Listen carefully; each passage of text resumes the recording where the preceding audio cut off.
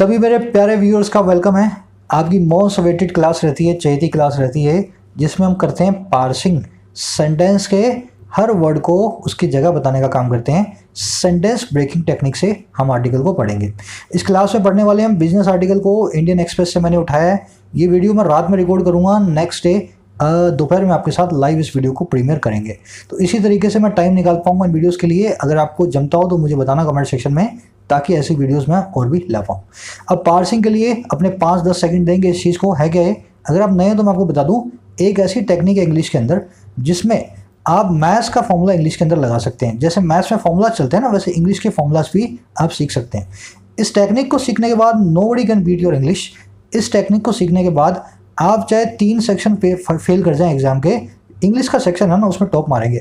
और ये मैं आपको सिर्फ सनसनीखेज बातें नहीं बता रहा हूँ, ये मेरा रियल एक्सपीरियंस है। मैं भी इसी टेक्निक को फॉलो करता हूँ। बड़े फटाफट से आगे अपना आर्टिकल हमने उठाया है। ये 2 इकोनॉमिस्ट हैं, अर्थशास्त्री हैं। इन्होंने इंडिया की इकोनॉमी के बारे में कुछ कहा है, उसी के ऊपर अपना आर्टिकल बेस्ड है। मोस्ट प्रोबेबली मैं आपके साथ अभी लाइव बैठा हूँ। अभी मैंने फ्लैट ले लिया है नया, और उसमें सामान कुछ भी नहीं है। शायद मैं आपके साथ लाइव ना हो पाऊँ आज। अगर नहीं हूँ ना तो कल से रोज़ लाइव होऊंगा। वैसे मोस्ट प्रोबेबली मैं आज भी आपके साथ लाइव होने वाला हूँ, है ना। चलो, कह रहा इकोनॉमिस्ट, टाइटल है इसका, economist highlight role of fiscal policy with support loan recast to help economy bounce back. पहले इसको सिंपल तरीके से पढ़ते हैं, जिस तरीके से सब लोग पढ़ा करते हैं ना, फिर हम ग्रामर के जरिए जाएंगे। कह रहा जो इकोनॉमिस्ट हैं, जो अर्थशास्त्री हैं, हाईलाइट करते हैं, रोशनी डालते हैं, इम्फोसाइज करते हैं, जोर देते हैं, अंडरलाइन करते हैं उस चीज़ पे। समझ गए ना। तो इकोनॉमिस्ट क्या कर रहे हैं, हाईलाइट कर रहे हैं किसको, भूमिका को। अच्छा, किसकी भूमिका, फिस्कल पॉलिसी की, हमारी जो फाइनेंशियल पॉलिसी, फिस्कल मतलब फाइनेंशियल। अच्छा, और किसको, वेज सपोर्ट को, ऐसी जो स्कीम्स हैं जिसमें हम मजदूरी देते हैं गरीब लोगों को, जैसे कि नरेगा है ना, मनरेगा। तो कह रहे हैं ऐसी वेज सपोर्ट की स्कीम्स को। और किसको, लोन रिकास्ट को। लोन रिकास्ट मतलब लोन को रिस्ट्रक्चर करना, पिछला पुराना सब भूल जाना, नए सिरे से नई इंटरेस्ट रेट के साथ आपके लोन को फिर से नया बना देना, लोन रिकास्ट को। किस काम के लिए, हेल्प करने के लिए, इकोनॉमी को, अर्थव्यवस्था को बाउंस बैक करने में, गिर करके फिर से खड़े होने में। बाउंस बैक मतलब आप गिर गए, फिर आप उछाल मार कर खड़े हुए, बाउंस करके बैक हो गए, है ना। इकोनॉमिस्ट हाईलाइट करते हैं इन रोल्स को, इस चीज़ के, इस चीज़ के, इस चीज़ के, और इस काम करने के लिए, हेल्प करने के लिए, इस इकोनॉमी को बाउंस बैक होने में। अब इसको ग्रामर से समझते हैं, क्यों हमारा सब्जेक्ट इकोनॉमिस्ट है, क्यों हमारी वर्ब हाईलाइट है ना। ध्यान से देखना, मैंने क्या किया, सेंटेंस में नाउन सबके सब ग्रीन कर दिए। अच्छा, एडजेक्टिव सबके सब मैंने डार्क ब्लू कर दिए। वर्ब्स मैंने सबके सब कर दिए रेड में, है ना। ध्यान से देखना कौन हमारा सब्जेक्ट, कौन कैसे वर्ब बनेगा, उसको हम अभी डिटरमिन करेंगे। देखो, इकोनॉमिस्ट क्या है, एक कॉमन नाउन है। कॉमन नाउन क्या होता है, जो कि सबके ऊपर लग सके, है ना। इकोनॉमिस्ट बहुत सारे होते हैं दुनिया में। इकोनॉमिस्ट से कोई भी नाम हो सकता है, किसी भी कंट्री से आ सकते हैं, और हम इनको काउंट भी कर सकते हैं, है ना। तो कॉमन नाउन होता है जिसको काउंट किया जा सके और जो सबको दिया जा सके, ऐसा नाम इकोनॉमिस्ट। तो ये कॉमन नाउन है। अब ये बताओ मुझे, इससे पहले कोई वर्ब आ रही है, सर नहीं आ रही। इससे पहले कोई प्रीपोजिशन आ रही है, सर नहीं आ रही। क्या यहाँ ये कोई एडवर्ब है, या अगर इससे पहले कोई एडवर्ब आ रही हो तो मालूम चले कि भाई ये एडवर्ब है, एडवर्ब के आने की वजह से सेंटेंस में इन्वर्जन हो जाएगा, ऐसा भी काम नहीं दिख रहा। ये तो खुद ही सर पहला वर्ड है पूरे सेंटेंस का। अगर ये आपका पहला वर्ड है ना, और ये नाउन है ना, तो 99.9% 99.99% ये आपके सेंटेंस का सब्जेक्ट होगा, ठीक है ना। सेंटेंस में 2 क्लोज होंगे तो एक क्लोज का सब्जेक्ट ये होगा, दूसरे क्लोज का सब्जेक्ट कोई और होगा। समझ गए ना। तो ये हो गया हमारा सब्जेक्ट। अभी के लिए मैं इसको मान लेता हूँ। बाकी नाउन्स को भी मैं चेक करूंगा, उनमें से कोई सब्जेक्ट बन गया तो फिर मैं देखूंगा ये मेरा सब्जेक्ट क्यों नहीं है ना। चलो, ये सब्जेक्ट हो गया। अब देखो, इसकी बात और पक्की होगी सब्जेक्ट होने की, जैसे ही मैंने हाईलाइट नाम की वर्ब को देखा। हाईलाइट क्या है, V1, highlight, highlighted, highlighted, V1, V2, V3। तो V1 मिल गई ना इसके बाद में, तो मालूम क्या चला कि भाई सब्जेक्ट जो होता है, सब्जेक्ट, उसको वर्ब मिल गई। कभी भी कोई सब्जेक्ट, कोई नाउन सब्जेक्ट नहीं बन सकता जब तक उसको वर्ब ना मिले, और कोई ऐसी वर्ब नहीं होती इंग्लिश में जिसका कोई सब्जेक्ट ना हो। समझ गए ना। तो हाईलाइट को इकोनॉमिस्ट नाम का सब्जेक्ट मिल गया, ये दोनों हो गए एक दूसरे से सेट, मंगनी कर दी इन दोनों की अपन ने। अब देखो, हाईलाइट के बाद में एक दूसरा नाउन आया। जैसे ही किसी वर्ब के बाद में कोई दूसरा नाउन आए, वो क्या बन जाता है, उस वर्ब का ऑब्जेक्ट बन जाता है। ऑब्जेक्ट बन जाता है। कैसे पता लगेगा, आप देख लेना, वो वट या हुम का रिप्लाई दे रहा होगा।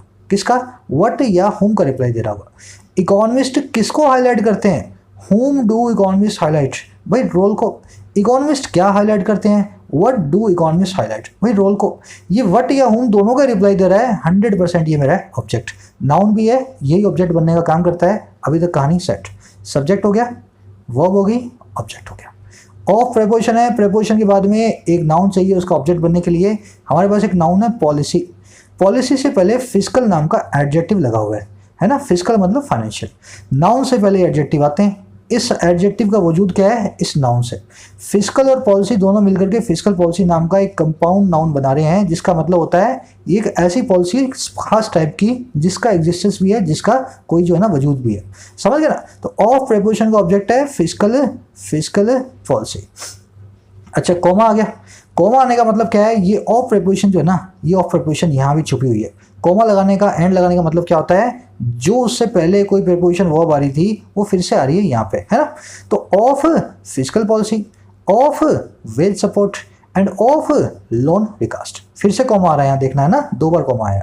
तो ऑफ प्रेपोजिशन के ऑब्जेक्ट है पहला ये, दूसरा ऑब्जेक्ट ये, तीसरा ऑब्जेक्ट लोन रिकास्ट। बढ़े आगे।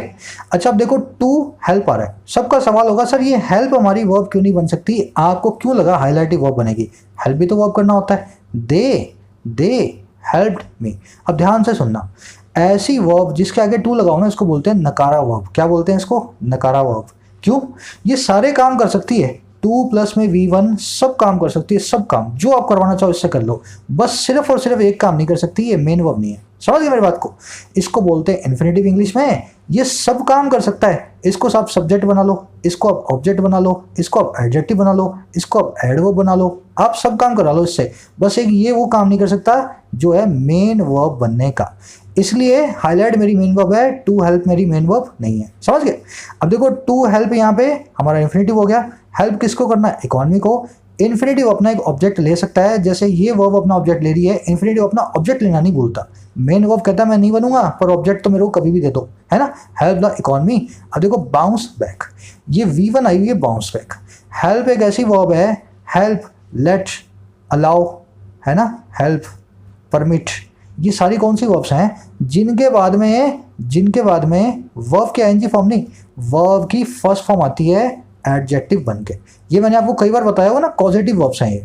तो ये जो बाउंस बैक है ना, बाउंस बैक, ये बाउंस बैक एक फ्रेजल वर्ब है जो कि एडजेक्टिव का काम कर रही है इस हेल्प नाम की वर्ब के साथ में। एडजेक्टिव कौन है, इकोनॉमी का एडजेक्टिव है। किसको बाउंस बैक करवाना है, अरे भाई इकोनॉमी को। समझ गए ना। इस तरह से फिजिकल पॉलिसी हमारा सब्जेक्ट नहीं बन सकती ऑफ से जुड़ने के कारण, वेज सपोर्ट हमारा सब्जेक्ट नहीं बन सकता, लोन रिकास्ट हमारा सब्जेक्ट नहीं बन सकता, हेल्प हमारी वर्ब नहीं बन सकती, हेल्प करना इकोनॉमी को, इकोनॉमी हमारा सब्जेक्ट नहीं बन सकता, हेल्प से जुड़ा हुआ है। बाउंस बैक एक एडजेक्टिव है, बचा कौन, सब्जेक्ट बचा ये, वर्ब बची ये। समझ गए ना। मैथमेटिक फॉर्मूला है x = y, जैसे निकालते हो ना लास्ट में, इस तरीके से इसको निकालेंगे। वीडियो लंबी हो रही है क्या यार, 1 सेकंड रुकना, चेक कर लेता हूँ मैं। अरे भगवान 8 मिनट की हो गई। चलो आगे बढ़ते हैं। अब इसी तरीके से आगे के सेंटेंसेस को पढ़ेंगे, यही फॉर्मूले को हम लगाने वाले हैं। Correct greater physical policy support, ज़्यादा बड़ा, ग्रेटर मतलब ज़्यादा बड़ा, करेक्ट ज़्यादा बड़ा फिजिकल पॉलिसी का, फाइनेंशियल पॉलिसी का सपोर्ट।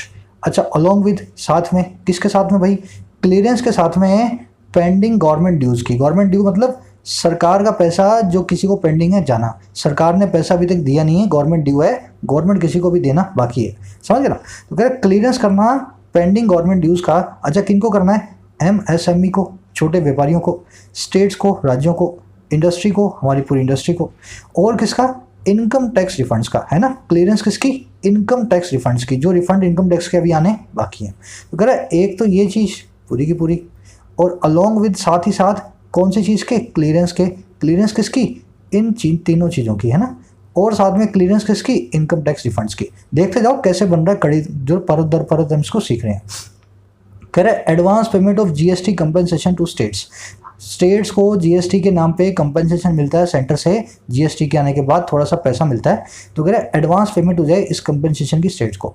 अच्छा और क्या, pledging of government shares with RBI, government के शेयर्स को प्लेज करना, गिरवी रखना RBI के पास, है ना। प्लेज करना मतलब रख देना एक बार, है ना, गारंटी के तौर पे प्लेज कर देना। अच्छा issuance of corona bonds to raise funds, issue कर दें कोरोना नाम के बॉन्ड्स का ताकि पब्लिक से पैसे को इकट्ठा कर पाएं। अच्छा और क्या, वन टाइम लोन रिस्ट्रक्चरिंग, सब लोगों के लोन को रिस्ट्रक्चर कर दिया जाए एक बार के लिए ताकि कोई भी डिफॉल्टर ना हो। अच्छा wage support to urban employees, wage support देना अर्बन एम्प्लॉयज़ को। वेज सपोर्ट मतलब जैसे नरेगा की स्कीम चलती है, किसी भी अर्बन एम्प्लॉयज़ को ऐसा सपोर्ट देना कि अपने कर्मचारियों को उनकी वेज वो समय पे चुकता कर पाए, वेज सपोर्ट देना। अच्छा, और क्या, direct cash transfer to self employed, सीधे सीधे कैश ट्रांसफ़र कर देना सेल्फ एम्प्लॉयड लोगों को, जो लोग खुद अपनी दुकान चलाते हैं, छोटे व्यापारी हैं। कह रहे हैं ये जो सारे काम है ना, ये देखो ये सारे के सारे काम, ये सारे के सारे काम, समझ गए ना, ये जो सारे के सारे काम है ना, जो कि प्लूरल भी हो गए हैं क्योंकि इनके बीच में एंड आ गया, कॉमा आ गया, है ना। कह रहा वर ये थे, और क्या थे, सम ऑफ द सजेशंस, ये कुछ सजेशंस में से एक थे, है ना। बहुत सारे सजेशन आए, उनमें से ये सारे काम सम थे, कुछ ये सारे के सारे काम भी थे। अच्छा, सजेशन कौन से, पुट फॉरवर्ड, जिनको आगे रखा गया ऑन ट्यूसडे, मंगलवार को, और किसके द्वारा, बाय लगा के बता रहा है, वेरियस इकोनॉमिस्ट के द्वारा, बहुत सारे अर्थशास्त्रियों के द्वारा। अच्छा, और किसके द्वारा, इंडस्ट्री एक्सपर्ट्स के द्वारा। अच्छा, क्यों, for the economist revival, economy को रिवाइव करने के लिए कोविड-19 की पैंडमिक से। तो इकोनॉमिस्ट और इंडस्ट्री एक्सपर्ट बैठे थे, उन्होंने बोला बहुत सारे सजेशन दिए, जिनमें से सम थे ये वाले सजेशंस। समझ गए सेंटेंस को। अब आते हैं ग्रामर से इसको देखने में, हर वर्ड को मैं तोड़ के बताऊंगा। फटाफट से मैं पहले आपको सारे नाउन बता देता हूँ कौन किससे बंधा हुआ है, फिर अपने खुद डिसाइड करेंगे इनमें से कौन अपना सब्जेक्ट बन सकता है ना। नाउन सारे के सारे ग्रीन है, एडजेक्टिव सबके सब, जस्ट ए मिनट, नाउन सारे के सारे ग्रीन है, एडजेक्टिव सबके सब डार्क ब्लू है ना, ध्यान से देखना। Greater fiscal policy support, policy support क्या है, एक नाउन और दूसरा नाउन जब जुड़ करके आ जाए उसको हम बोलते हैं कंपाउंड नाउन, है ना। पॉलिसी सपोर्ट एक कंपाउंड नाउन है, एक खास चीज की तरफ इशारा कर रहा है, तो इसको हम एक सिंगल नाउन मानेंगे ना, पॉलिसी सपोर्ट। कैसा support, policy support. Compound noun में पहले आने वाला नाउन भले ही नाउन हो, पर वो काम करता है बाद में आने वाले नाउन के लिए एडजेक्टिव का। एग्जाम्पल देता हूं आपको, स्पोर्ट्स कार, है ना। स्पोर्ट्स भी एक नाउन है, कार भी एक नाउन है, पर स्पोर्ट्स ने एडजेक्टिव का काम कर दिया इस कार के लिए। कौन सी कार भाई, कौन सी कार, स्पोर्ट्स कार। अब स्पोर्ट्स कार की जगह सिडान कार बोल सकते थे, आपको इसकी जगह बजट कार बोल सकते थे, एक्सपेंसिव कार बोल सकते थे। तो बजट, एक्सपेंसिव सबके सब एडजेक्टिव होते हैं, वैसे ही स्पोर्ट्स भी यहाँ एक एडजेक्टिव का काम कर रहा है। तो कौन सा सपोर्ट भाई, पॉलिसी सपोर्ट। पॉलिसी एक नाउन है पर काम कर रहा है एक एडजेक्टिव का, सपोर्ट एक नाउन है। थोड़ा सा टायरसम काम है पर इसको सीखना पड़ेगा आपको, एक बार नब्ज आपकी पकड़ में आ गई ना, सब इजी हो जाएगा। अब देखो ये तीनों एडजेक्टिव का काम कर रहे हैं, ये दो तो हैं एडजेक्टिव, ये एक एडजेक्टिव हमने बना दिया, सपोर्ट बन गया नाउन। ये तीनों मिलकर के इस सपोर्ट नाम के नाउन को मॉडिफाई कर रहे हैं। इस सपोर्ट से पहले हमारे पास एडजेक्टिव्स तो आ रहे हैं, पर इससे पहले ना तो आ रही है प्रेपोजिशन, ना इससे पहले आ रही है वर्ब। तो ये सपोर्ट है ना, सपोर्ट मोस्ट प्रोबेबली ये सपोर्ट जो है हमारा सब्जेक्ट है, समझ गए ना, क्योंकि किसी प्रेपोजिशन से, किसी दूसरी वर्ब से जुड़ा नहीं हुआ, तो ये हमारा जो है ना, हो सकता है हमारा सब्जेक्ट यही निकले। अलोंग विद होती है प्रेपोजिशन, प्रेपोजिशन को चाहिए होगा अपना ऑब्जेक्ट मिल गया इसको क्लियरेंस नाम का नाउन।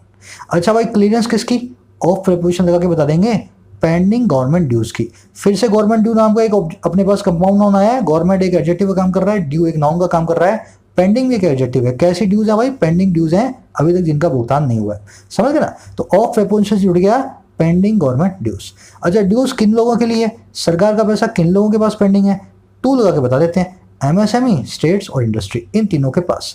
ये तीनों के तीनों इस टू प्रेपोजिशन से जुड़े हुए हैं, बीच में इनका लगा हुआ है कॉमा, है ना। कॉमा लगने की वजह से मुझे पता लग गया तीनों के तीनों टू प्रेपोजिशन का हिस्सा है। अच्छा, एंड इनकम टैक्स रिफंड्स, इस एंड के बाद में जो इनकम टैक्स रिफंड नाम का कंपाउंड नाउन है ना, ये काम क्या कर रहा है, ये इस क्लियरेंस के बाद जो ऑफ है ना, इससे जुड़ा हुआ है। देखो किसकी क्लियरेंस, एक तो पेंडिंग गवर्नमेंट ड्यूज की इन लोगों को, और एंड दूसरी क्लियरेंस इनकम टैक्स रिफंड्स की, समझ गए ना। तो ये एक नाउन ऐसा है जो इस क्लियरेंस नाम के बाद जो ऑफ प्रेपोजिशन आ रही है ना, इससे जुड़ा हुआ है। अब इतना काम अपना यहाँ खत्म हो गया, इतना हमने पढ़ लिया। अब यहाँ जो कॉमा लगा है ना, इसके बाद हमारा सब्जेक्ट नंबर 2 आ रहा है। कैसे पता लगा मुझे, देखो, advance payment of GST compensation to states, ये एक अपने आप में एक अलग से नाउन है। एडवांस एक एडजेक्टिव है, पेमेंट एक नाउन है। किस चीज की पेमेंट, ऑफ के बाद जीएसटी कंपेंसेशन की, किसको, टू प्रेपोजिशन के बाद स्टेट्स को, समझ रहे मेरी बात को। तो इस तरीके से एक सब्जेक्ट नंबर 2 हमारे पास इस सेंटेंस के अंदर मिला। अब आप बोलोगे सर 2 सब्जेक्ट आ गए तो 2 वर्ब्स आएंगी क्या, नहीं आएंगी, क्योंकि ये सब्जेक्ट 1 है, ये सब्जेक्ट 2 है, बीच में लगा हुआ है कॉमा। जब 2 सब्जेक्ट कॉमा से मिल जाते हैं तो मतलब कहने का ये है, ये कंपाउंड सब्जेक्ट बनाएंगे। राम, श्याम, सीता, गीता एंड मोहन, 5 आदमी हो गए ना, 5 सब्जेक्ट, वर्ब ये लेंगे सिर्फ एक, कॉमा से जुड़ने के कारण। चलो आगे बढ़ते हैं, सब्जेक्ट नंबर 2 मिल गया। Pledging of government share with RBI, pledge करना मतलब नीलाम रखना, गारंटी के हिसाब से रखना, प्लेज करना। प्लेजिंग नाम का तीसरा नाउन आ गया हमारे पास, ये प्लेजिंग नाम का subject number 3, subject number 1, subject number 2, समझ गए ना। प्लेज किसको करना है, सरकारी शेयर को आरबीआई के साथ, विद आरबीआई, आरबीआई से विद से जुड़ गया। अब देखो subject number 4, issuance of corona bonds, subject number 4 issuance of preposition corona bond इसका ऑब्जेक्ट। टू रेज मैंने आपको बताया नकली वर्ब होती है, टू लगा हुआ है, ये कुछ भी काम कर जाएगी, बस मेन वर्ब का काम नहीं करेगी, इतनी नकारा है ये वर्ब है पर एक्चुअल में ये मेन वर्ब का काम नहीं कर सकती, बाकी इससे आप कुछ भी करवा लो। तो अगर आप ध्यान से देखो ना तो इन चारों का इसका और इसका, इन चारों सब्जेक्ट्स की वर्ब ये टू रेज नहीं है ना, क्योंकि इसके आगे लगा हुआ टू। अच्छा रेज क्या करना है, फंड को करना है। इस रेज को एक ऑब्जेक्ट मिल सकता है, ये वर्ब भले ही मेन वर्ब ना बने पर अपना ऑब्जेक्ट जरूर रख सकती है किसी भी वर्ब की तरह। रेज करना है फंड्स को। अच्छा और क्या, वन टाइम लोन रिस्ट्रक्चरिंग, अब एक और नया नाउन आ गया है ना अपने पास, एक बार में होने वाली लोन रिस्ट्रक्चरिंग, नाउन नंबर 5 जो कि सब्जेक्ट का काम करेगा हमारे यहाँ पे। अच्छा और क्या, वेज सपोर्ट, नाउन नंबर 6, ये भी काम है ना, वेज सपोर्ट जो है एक नाउन है। अच्छा किनको वेज सपोर्ट, टू लगा बता रहा है अर्बन एम्प्लॉयर्स को, टू प्रीपोजिशन का ऑब्जेक्ट हो गया एम्प्लॉयर्स, अर्बन हो गया यहाँ पे एक एडजेक्टिव। कैसे एम्प्लॉयर्स भाई, अर्बन एम्प्लॉयर्स, शहरों में रहने वाले एम्प्लॉयर्स। अब देखो लास्ट में जैसे ही एंड आए ना, आपको मालूम चल जाना चाहिए लास्ट आपका सब्जेक्ट आ रहा है। कैसे पता लगा, आप कभी भी लिखोगे ना ऐसे लिखोगे, राम कॉमा श्याम एंड सीता। अब मान लो इसमें मोहन को भी मिलाना है ना, तो एंड की जगह यहाँ पे कॉमा लगा दो और सीता के बाद लगा दो एंड मोहन। तो अब लास्ट वाले को एंड से जोड़ दो तो मालूम चला ये लास्ट वाला एंड आया ना, इसके बाद कैश ट्रांसफर जो है हमारा लास्ट नाउन बनेगा, इसका सब्जेक्ट बनेगा इस सेंटेंस का। अपने केस में कितने सब्जेक्ट बन गए अपने पास, पहला बन गया पॉलिसी सपोर्ट। अलोंग विद के बाद ये क्लियरेंस हमारा सब्जेक्ट नहीं है क्योंकि अलोंग विद से जुड़ा हुआ है। इस ऑफ के बाद गवर्नमेंट ड्यूज नहीं है, ये एमएसएमई ये सब नहीं है, और ये इनकम टैक्स रिफंड भी नहीं है क्योंकि क्लियरेंस से जुड़ा हुआ है ना। अलोंग विद के बाद में क्लियरेंस के ऑफ से जुड़ा हुआ है। एडवांस पेमेंट वाला जो पेमेंट है ये हमारा सब्जेक्ट नंबर 2। सब्जेक्ट नंबर 3 कौन, प्लेजिंग। सब्जेक्ट नंबर 4 कौन, इशुएंस। सब्जेक्ट नंबर 5 कौन, लोन रिस्ट्रक्चरिंग। सब्जेक्ट नंबर 6 कौन, वेज सपोर्ट।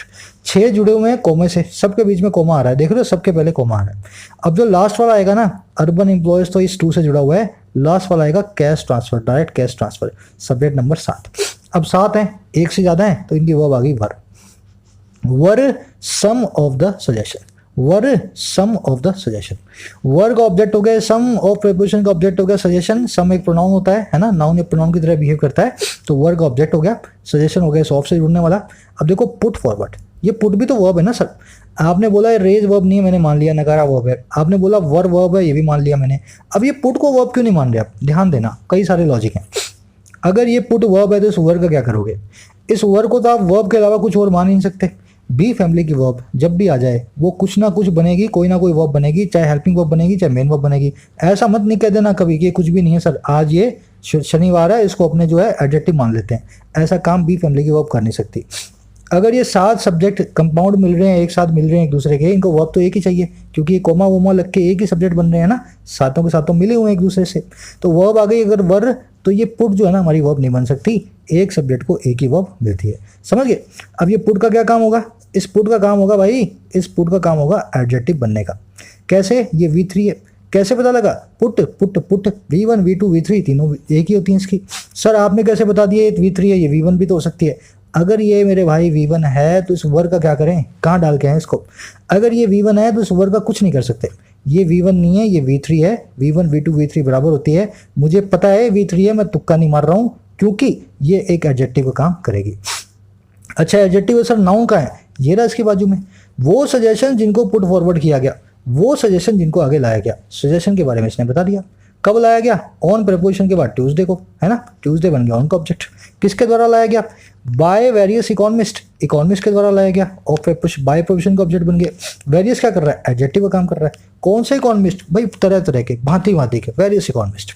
अच्छा एंड लगने के कारण इकोनॉमिस्ट की तरह इंडस्ट्री एक्सपर्ट्स भी इस बाय का प्रीपोजिशन का ऑब्जेक्ट बने हुए हैं। बाय एक तो इकोनॉमिस्ट और by industry experts.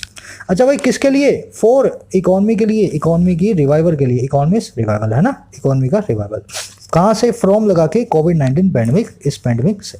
I think थोड़ी क्लैरिटी आपको आ गई होगी कैसे सेंटेंसेस की पार्सिंग होती है। इसी तरीके से पार्सिंग की जाती है, चलो आगे बढ़ते हैं अगले सेंटेंस की तरफ, धीरे धीरे आपको क्लैरिटी और आएगी। सेंटेंस पढ़ो। कह रहा है इन अ डायलॉग सीरीज टाइटल्ड, है ना। कह रहे एक डायलॉग सीरीज में जिसका टाइटल था, ये टाइटल क्या था, 21 लाख करोड़ स्टिमुलस पैकेज। क्या इसने पैक किया पंच को। पैक अ पंच का मतलब है जिस काम को आप करने आए हो उस काम को पूरा करके जाएं। इफ़ यू पैक अ पंच, जिस काम को आपने करना था आपने उसको बड़े अच्छे तरीके से, बेहतरीन तरीके से किया और आपका कुछ मतलब निकला। तो कह रहा है एक ऐसी डायलॉग सीरीज थी जिसका टाइटल था ये वाला, 21 लाख करोड़ जो सरकार लेकर के आई है, क्या उसका कुछ मतलब निकला या नहीं। कह रहा है जो सीरीज थी टाइट ऑर्गेनाइज थी, जिसको ऑर्गेनाइज किया गया था इसके द्वारा। अब ये कौन है, प्रणब सेन। अच्छा इनका पूरा नाम क्या है, प्रणब सेन के बाद ये क्या काम करते हैं, आईजीसी कंट्री डायरेक्टर हैं और former Indian statistician of India, है ना। ये दो काम करते हैं प्रणब सेन, दो तरह के आदमी हैं, एक तो ये डायरेक्टर है और फॉर्मर स्टैटिस्टिशियन भी हुआ करते थे इंडिया के, आजकल नहीं है। कह रहे इसके अंदर इस आदमी ने ऐसा कहा। अब आपके दिमाग में सवाल आएगा सर डायलॉग सीरीज ने क्यों नहीं कहा, प्रणब सेन ने क्यों कहा। अब यही मैं आपको जवाब दूंगा ग्रामर इसकी पार्सिंग करके। प्रणब सेन ने ऐसा कहा, क्या कहा कि आरबीआई जो है, the RBI has already done, पहले से ही कर चुका है। क्या कर चुका है, हैवी लिफ्टिंग को, जरूरी बड़े कामों को। हैवी लिफ्टिंग मतलब जो मजबूत काम था, मोटा काम था, जो सारा काम करने का था, वो आरबीआई ऑलरेडी कर चुका है। लाइट लिफ्टिंग नहीं की उसने, सारा काम किया मजबूत वाला काम। और कैसे किया, इसकी मॉनेटरी पॉलिसी के जरिए। और कह रहा है अब जो फिजिकल पॉलिसी है ना, इसको जरूरत है करने की हैवी लिफ्टिंग को, इसको हैवी लिफ्टिंग करनी है। हैवी लिफ्टिंग मतलब आप जब मोटा काम करते हो उसको हैवी लिफ्टिंग बोलते हैं, छोटा काम करते हो उसको लाइट लिफ्टिंग बोलते हैं। तो कह रहा है आरबीआई की बस का जो था उसने कर दिया, अब फिजिकल पॉलिसी वालों को, जो ये पॉलिसी बनाते हैं, उनको हैवी लिफ्टिंग करनी है। अब मैं इसकी ग्रामर में जाऊंगा, उससे पहले मैं आपको बता दूं फर्क क्या होता है दोनों में। बिजनेस एडिटोरियल आप मेरे साथ पढ़ रहे हो। फिजिकल पॉलिसी बनाती है सरकार, मॉनेटरी पॉलिसी बनाता है आरबीआई। आरबीआई भी सरकार है पर आरबीआई का डेडिकेटेड काम है मॉनेटरी पॉलिसी को बनाना।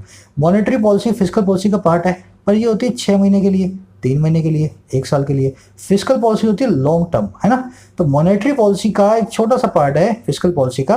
फिजिकल पॉलिसी में बहुत सारी चीजें हैं, मॉनेटरी पॉलिसी उसका एक हिस्सा है, समझ गए ना। तो आरबीआई ने अपना वाला काम कर दिया, अब बाकी काम है फाइनेंस डिपार्टमेंट के, अर्थव्यवस्था का सारा काम फिजिकल पॉलिसी को देखने का। अब देखो फटाफट से अपने इसको करेंगे पार्सिंग मेथड से। सारे के सारे नाउन्स है ग्रीन, है ना, देखते जाना। इन प्रपोजिशन है, प्रपोजिशन को ऑब्जेक्ट चाहिए, ए नाम का आर्टिकल लिखा। आर्टिकल लगेगा सिर्फ और सिर्फ नाउन से पहले। अगर ये आर्टिकल है ए एन दी, अगर ये नाउन है इसके बाद में, तो डायलॉग सीरीज नाम का नाउन हमारा बन गया इस इन प्रपोजिशन का ऑब्जेक्ट। अगर ये इसका ऑब्जेक्ट है, ध्यान से सुनना, अगर ये डायलॉग सीरीज एक कंपाउंड नाउन जिसमें नाउन और नाउन दोनों मिले हुए हैं ना, अगर ये डायलॉग सीरीज इस इन प्रपोजिशन का ऑब्जेक्ट है ना, तो ये हमारे सेंटेंस का सब्जेक्ट नहीं है। तो इस सीरीज ने इस सेड नाम की वर्ब को इसलिए नहीं लिया, समझ गया। तो इन प्रपोजिशन ये इसका ऑब्जेक्ट। टाइटल क्या है यहाँ पे, अब देखो सीरीज ने टाइटल किया, ये V3 भी और V2 भी हो सकती है, और एक ये V3 हो सकती है। अगर ये V2 है तो V2 इस सीरीज का जो है ना वर्ब बन जाएगी। पर मैंने आपको क्या बताया, ये टाइटल्स जो डायलॉग सीरीज है ये तो इसका ऑब्जेक्ट है, ये तो सब्जेक्ट है ही नहीं हमारा। अगर ये सब्जेक्ट नहीं है तो ये हमारी वर्ब कैसे हो सकती है। वर्ब क्या सब्जेक्ट से पहले आ जाएगी क्या, कुछ ऐसा काम दिख रहा है आपको इन्वर्जन का यहाँ पे कि वर्ब पहले आई हुई सब्जेक्ट से, है ना। मोस्ट प्रोबेबली ये V2 नहीं, ये V3 है। और अगर ये V3 है तो इसके पास चारा होता है एडजेक्टिव बनने का, समझ गए ना। ऐसे पता लगा मुझे, अगर अभी तक मुझे सब्जेक्ट ही नहीं मिला तो वर्ब कहाँ से आ गई। सेंटेंस में इन्वर्जन तो 10% सेंटेंसेस में होता है ना, यहाँ पे कुछ दिख भी नहीं रहा इन्वर्जन वाला काम मेरे पास। और अगर इन्वर्जन होता तो डिड आता पहले, है ना, हेल्पिंग वर्ब पहले आती है फिर मेन वर्ब आती है। इन्वर्जन भी यहाँ नहीं है, तो ये हमारी V3 है, एक वर्ब का काम नहीं कर रही, ये काम कर रही है एडजेक्टिव का, पास्ट पार्टिसिपल का। अब देखो क्या किसके लिए काम कर रही है, इसके पास में आने वाली नाउन के लिए। वो डायलॉग सीरीज जिसका टाइटल है, वो डायलॉग सीरीज जिसका टाइटल है और क्या है 21 लाख करोड़ स्टिमुलस पैकेज, समझ गए ना, 21 लाख करोड़ स्टिमुलस पैकेज। कह रहे डिड इट पैक अ पंच, यहाँ पे इसने हाइफन के बाद दूसरा क्लॉज शुरू किया है। ये देखो इसमें एक सेंटेंस में इन्वर्जन हुआ है, हेल्पिंग वर्ब पहले है, लास्ट में क्वेश्चन मार्क है ना, सवाल पूछा जा रहा है तो हेल्पिंग वर्ब को हम शुरू में ले आते हैं। Helping verb did, pack main verb, it हो गया सब्जेक्ट, पंच हो गया हमारा ऑब्जेक्ट। क्या पैक किया भाई, व्हाट डिड इट पैक, पंच को पैक किया, तो पैक हो गया हमारा ऑब्जेक्ट। अभी तक सब मामला शांत है ना, मालूम चल गया ना, ये वर्ब इससे मिली हुई है, ये हमारी एक्चुअल में वर्ब नहीं है, एक एडजेक्टिव निकला, सेंटेंस का सब्जेक्ट अभी तक आया ही नहीं। अब देखो ऑर्गेनाइज्ड, फिर आ गई एक V2 या V3। इनमें बड़ी दिक्कत होती है, जिनकी V2 V3 एक जैसी होती है ना, सब बोलते हैं सर ये V2 क्यों नहीं है, आपने कैसे V3 बोल दिया इसको, चल तू मेरे को V2 बना के दिखा, इसका सब्जेक्ट कहाँ आएगा। मान ले ये V2 है तो सब्जेक्ट आया क्या अभी तक तुम्हारे पास, ये 21 लाख करोड़, 21 लाख करोड़ तो इस सीरीज का नाम है, ये कोई सब्जेक्ट थोड़ी ना है, सब्जेक्ट तो अभी तक आया नहीं। तो इसके पास एक ही चाह रहा है V3 का। अब किसके लिए V3 है भाई? जो सीरीज को ऑर्गेनाइज किया गया था, वो सीरीज जिसको ऑर्गेनाइज किया गया था, इस सीरीज के लिए एडजेक्टिव का काम कर रही है। किसने इसको ऑर्गेनाइज किया? बाय प्रपोजिशन का ऑब्जेक्ट है CIIIEG, कोई संस्था का नाम है, कोई ऑर्गेनाइजेशन है, इसने इसको किया। कोमा लगा के प्रणब सिंह। क्या सर इसने भी किया क्या? अगर इसने किया है ना तो बीच में कोमा नहीं, बीच में एंड आता। अगर कोमा लगाया है तो फिर तीसरा एक आदमी और आ रहा होगा, उससे पहले एंड आ रहा होगा। दो भी नाउन्स को जब भी आप मिलाओ तो उनके बीच में एंड जरूर आएगा। अगर वो 5 है ना तो 3 कोमे आ जाएंगे, एक एंड आ जाएगा, समझ गए ना? लास्ट में एक एंड जरूर आएगा। अगर यहाँ कोमा आ रहा है ना, कोमा, और बाद में कहीं एंड नहीं आ रहा, तो मोस्ट प्रोबेबली ये प्रणब सेन इस बाय से नहीं जुड़ा हुआ, बाय से सिर्फ ये जुड़ा हुआ है। अब प्रणब सेन एक जो हमें मिल गया एक प्रॉपर नाउन है, अकेला बचा हुआ है, आवारा आदमी है प्रणब सेन। इसको ना कोई वर्ब मिली हुई है, ना इसको कोई प्रेपोजिशन मिली हुई है, अकेला आवारा हमारा सब्जेक्ट, समझ गए ना? प्रणब सेन हमारा सब्जेक्ट। अच्छा सर फिर ये IGC कंट्री डायरेक्टर और former chief statistician of India कौन है? ध्यान से सुनना। Mohan comma my brother. थोड़ी राइटिंग गंदी है मेरी और ये पेन भी बहुत गंदा है, राइटिंग से गंदा मेरा पेन है वाला है ना, डिजिटल पेन है ये। कह रहा रोहन या Mohan my brother is a doctor.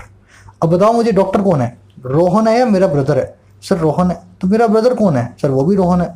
अरे भाई सब्जेक्ट कौन है? सर रोहन सब्जेक्ट है, ये माय ब्रदर है नाउन इन अपोजिशन। क्या है ये? Noun in opposition. अपोजिशन में आ रहा है, पास में बैठा है, पास में बैठ करके इस नाउन के बारे में कुछ बता रहा है, एडजेक्टिव की तरह काम करता है, नाउन इन अपोजिशन इसको बोलते हैं। दोनों ही डॉक्टर हैं, दोनों एक ही आदमी है, रोहन ही मेरा भाई है, समझ गए ना?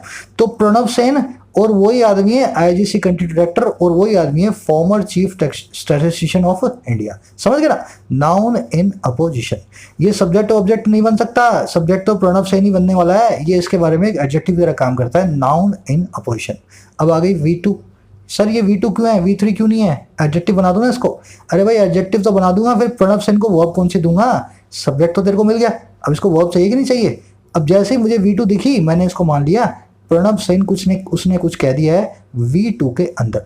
आप इसको V3 मान लेना, अगर आगे कोई दूसरी वर्ब आ जाए तो इसको V3 मान लेना, है ना? अगर ये कोई दूसरी वर्ब मिल जाए इसको प्रणब सेन को, इसको V3 मान लेना, कोई बात नहीं। चलो प्रणब सेन ने क्या कहा? RBI has already done, has plus में V3, एक दूसरी वर्ब आ गई। दूसरी वर्ब का सब्जेक्ट कौन है? RBI। प्रणब सेन ने क्या कहा भाई? प्रणब सेन ने कहा RBI पहले से ही कर चुका है। ये पूरा का पूरा क्लॉज है ना, ये पूरा का पूरा क्लॉज इस सेड वर्ब का ऑब्जेक्ट है, समझ गया ना? और इस क्लॉज के अंदर सब्जेक्ट कौन है? RBI, और वर्ब इसकी हैज ऑलरेडी डन। अच्छा भाई क्या कर दिया? हैवी लिफ्टिंग को कर दिया। डू से व्हाट का रिप्लाई दे दे, डू से व्हाट का रिप्लाई दे दे किसी वर्ब से, वो हमारा ऑब्जेक्ट बन जाता है, हैवी लिफ्टिंग हमारा ऑब्जेक्ट है। थ्रू प्रेपोजिशन है, इसका ऑब्जेक्ट है मॉनेटरी पॉलिसी। मॉनेटरी इसमें एक एडजेक्टिव है, पॉलिसी एक नाउन है। नाउ एक कंजंक्शन है, कंजंक्शन के बाद दूसरा क्लॉज शुरू होगा, दूसरे क्लॉज का सब्जेक्ट हो गया फिजिकल पॉलिसी, इसकी वर्ब होगी नीड्स। टू डू एक नकारा वर्ब है, ये कभी भी अपना जो है ना ऑब्जेक्ट ले लेगी पर कभी भी मेन वर्ब नहीं बनेगी, इसलिए नीड्स हमारी मेन वर्ब है। टू डू यहाँ पे क्या है? एक ऑब्जेक्ट का काम कर रहा है, इन्फिनेटिव है। इन्फिनेटिव अपना ऑब्जेक्ट ले लिया, लिफ्टिंग नाम का ये ऑब्जेक्ट। ध्यान से देखो इसमें 3 क्लोज आ रहे हैं। पहला क्लोज है जिसके अंदर सब्जेक्ट है प्रणब सेन, उसकी वर्ब है सेट, समझ गए ना? दूसरा क्लोज है RBI हैज ऑलरेडी डन, इसकी वर्ब है हैज डन। तीसरा क्लोज है नाउ नाम की कंजंक्शन के बाद फिजिकल पॉलिसी, इसकी वर्ब है नीड्स। टू डू हमारी वर्ब बन नहीं सकती, ये इन्फिनेटिव है। अब ध्यान देना सर, यहाँ पे क्लोज के बाद क्लोज से पहले एक कंजंक्शन आ रही है, इस क्लोज से पहले दूसरी कंजंक्शन क्यों नहीं आ रही? इस क्लोज से पहले भी तो दूसरी कंजंक्शन आनी चाहिए ना। अब एक ध्यान देना दैट नाम की कंजंक्शन पे, ये कंजंक्शन को आप जितना चाहो ना ओमिट कर सकते हो। He told me he would come, उसने मुझे बोला कि वो आएगा। अब एक्चुअल सेंटेंस बनता है he told me that he would come, he told me that he would come. जब भी दैट कंजंक्शन काम करेगा ना, इसको आप ओमिट कर देते हैं, ये बीच में हिडन होता है। लिख दो तो भी कोई बात नहीं, मत लिखो तो भी सुनामी नहीं आएगी, समझ गए ना? तो RBI the statistician of India said, अब यहाँ पे दैट लगा हुआ है, that the RBI has already done, समझ गए ना? तो ये इनविजिबल कंजंक्शन बोलते हैं दैट को। इसको लगाओ मत लगाओ आपकी इच्छा है, जितनी इच्छा हो आपकी तब लगा लेना, मत नहीं इच्छा हो तो उस दिन छोड़ देना, ठीक है? तो 2 कंजंक्शन आई, 3 क्लोज आए, 3 सब्जेक्ट आए, 3 वर्ब आए। फटाफट सब्जेक्ट वर्ब मार्क कर रहा हूँ, सब्जेक्ट उसकी वर्ब, सब्जेक्ट उसकी वर्ब, सब्जेक्ट उसकी वर्ब। अब ये चीज़ आपको थोड़ी सी कॉम्प्लिकेटेड लग रही होगी, इससे आसान कोई चीज़ नहीं है अगर आप इसको पकड़ना सीख जाएं। मैं फिर बता रहा हूँ 90% टीचर्स को ये चीज़ नहीं आती है, गलती उनकी नहीं है, किसी ने सिखाया नहीं है। मैंने अपने खुद के एफर्ट्स लगा करके इस चीज़ को सीखा, मुझे मज़ा आता था। मैं सोचता था यार इस तरह से मैं मैथ्स पढ़ता हूँ, मैथ्स का मैं शौकीन हूँ, स्टूडेंट हूँ, तो इंग्लिश में भी कुछ मैथ्स लगाएं अपनी, है ना। जिस दिन से मैंने इस टेक्निक को फॉलो किया है, मुझे मालूम है, मैं आप मुझे आंखें बंद करवा के सुबह में उठा करके किसी बैंक के एग्जाम में बिठा दो, उससे कट ऑफ नहीं, उस मेरे इंग्लिश में सबसे अच्छे मार्क्स होंगे। इवन मैं आपको ये नहीं कह रहा मेरी कट ऑफ क्लियर होगी, इंग्लिश में सबसे अच्छे मार्क्स होंगे मेरे किसी भी एग्जाम के अंदर मैं बैठ जाऊँ तो। करता मैं क्या हूँ, मैं अपने दिमाग में पार्सिंग करता हूँ। आप भी सीख जाओ, आप भी बहुत अच्छे रहोगे अपनी ज़िंदगी में। आगे बढ़ते हैं। कम टीचर्स जानते हैं, तो जहाँ से मिल रही है ना वहाँ से सीख लेना, भूलना मत। Now it's becoming an increasingly demand constraint situation. We may well move into another supply constraint scenario, which would be very difficult to overcome because no amount of liquidity is going to help that. Simple translation करेंगे फिर पढ़ेंगे आगे, है ना। 2 sentence और रहेंगे last time में। कह रहा है अब इट इज बिकमिंग, ये बिकम हो रहा है, बन रहा है एक लगातार रूप से, इंक्रीजिंग रूप से डिमांड कंस्ट्रेंट सिचुएशन। ऐसी सिचुएशन जिसमें डिमांड कंस्ट्रेंट है, जिसमें डिमांड बहुत कम होती जा रही है ना। कंस्ट्रेंट मतलब नियंत्रित, कंट्रोल।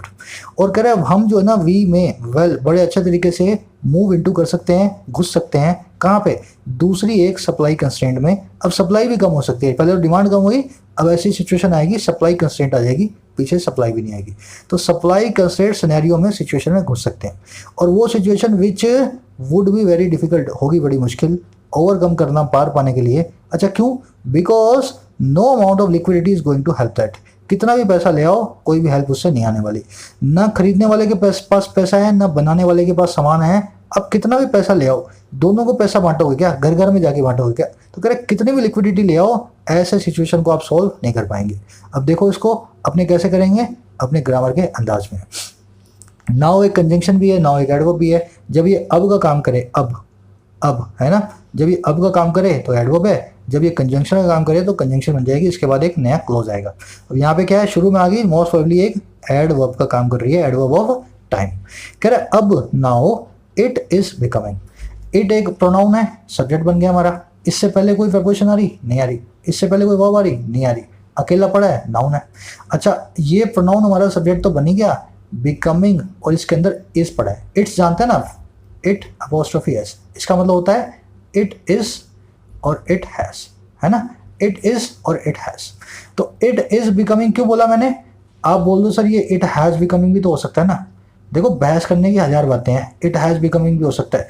कभी हैज प्लस V3, वी की आईएनजी फॉर्म तुमने देखी है कहीं पे? हैज प्लस में वी की आईएनजी फॉर्म देखी है क्या तुमने? He has eating, they has reading, कभी सुना है क्या ऐसा? अगर सुना होगा तो वर्ब की आईएनजी फॉर्म नहीं होगी, वो एक एडजेक्टिव होगा, उसके बाद में दूसरा एक नाउन भी आ रहा होगा। He has a talking doll, उसके पास एक बोलने वाली गुड़िया है, समझ गए ना। तो हैज के बाद में V3 आएगी तो एक एडजेक्टिव का काम कर रही होगी, उसके बाद में एक नाउन भी आ रहा होगा हैज का ऑब्जेक्ट बन के। अब ध्यान देना, इट इज बिकमिंग बन गया हमारा क्लॉज नंबर 1, जिसमें इट हो गया सब्जेक्ट, इट हो गया सब्जेक्ट, और इज बिकमिंग जो हो गई हमारी बन गई वर्ब नंबर 1। आगे बढ़ते हैं। अच्छा क्या बन रहा भाई? बिकमिंग व्हाट का रिप्लाई हो रहा है? Demand constraint situation, increasingly demand constraint situation. कैसे situation? Demand constraint situation. Constraint V3 है, एडजेक्टिव का काम कर जाएगी, सिचुएशन को मॉडिफाई करेगी। डिमांड एक नाउन है, ये भी एडजेक्टिव का काम करेगा।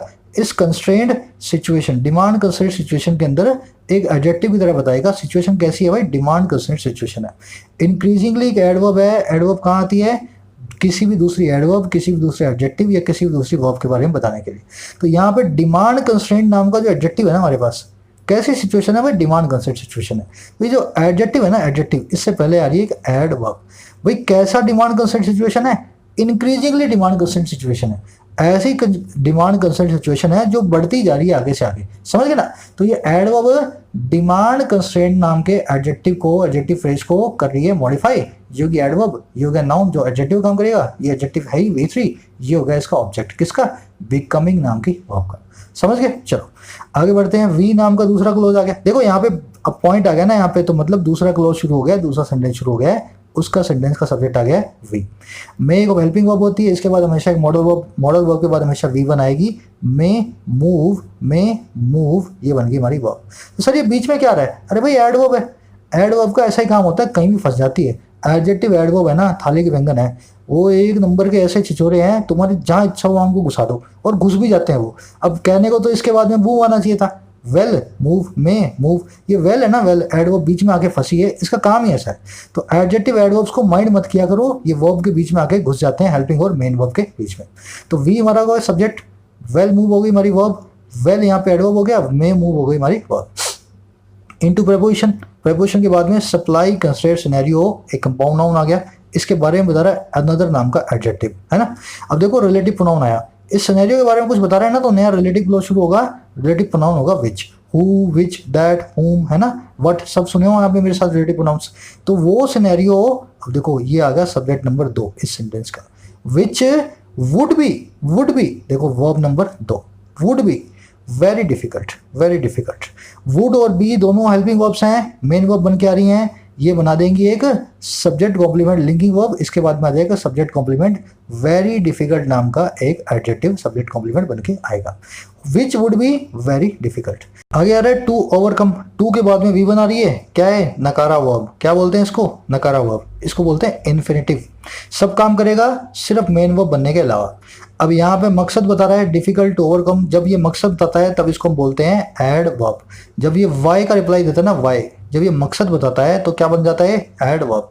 आई वेंट देयर टू स्टडी, मैं वहां गया, अरे भाई क्यों गया, स्टडी करने के लिए, टू स्टडी एक एडवर्ब का काम करेगा जब जब ये मकसद बताएगा इन्फिनिटिव। वर्ब तो है, एडवर्ब तो है, पर इसके बाद में एक दूसरा इसका ऑब्जेक्ट भी आ सकता है, हालांकि इसने अपना ऑब्जेक्ट यहाँ पे नहीं लिया। बिकॉज नाम की कंजंक्शन आई, आपके कान खड़े हो जाने चाहिए, कंजंक्शन के बाद एक नया क्लॉज शुरू होगा, नए क्लॉज का सब्जेक्ट है अमाउंट, नो एक एडजेक्टिव है, ऑफ प्रेपोजिशन है, लिक्विडिटी इसका ऑब्जेक्ट है, इज गोइंग इस अमाउंट नाम के सब्जेक्ट की वर्ब है ना। देखो बी फैमिली की वर्ब, उससे पहले इज आ रहा है, मेन वर्ब बन गई ना, इज गोइंग इस अमाउंट नाम के सब्जेक्ट का ऑब्जेक्ट है।